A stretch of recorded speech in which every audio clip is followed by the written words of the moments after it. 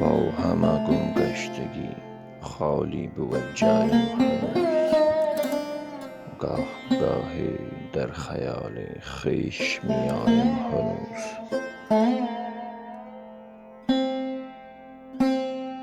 تا سری خار کدام دشت در جا می خلد، کز هجوم شوق می خارد کف پایم هنوز. خشک شد چندا که می جزو بدن شد شیشه را، همچنان گویی در انگور است صهبایم هنوز.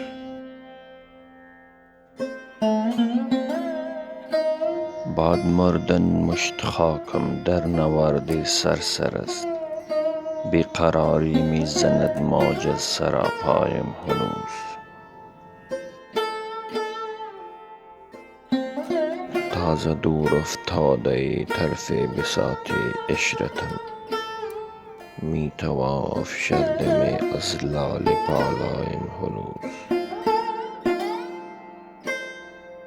چشمم از جوشینگی خون گشت و از مژگان چکید، همچنان در حلقه دام تماشایم هنوز. صد قیامت در نود هر نفس خون گشته است، من ز خامی در فشار بیم فردایم هنوز.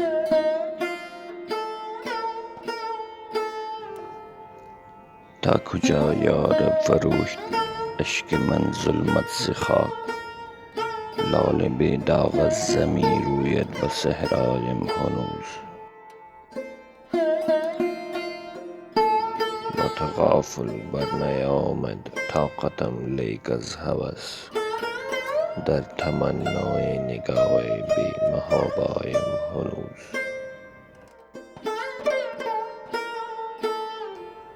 همرها در منزل آرامید و غالب ز ضعف، پا برو تا رفته از نقش کف پایم هنوز.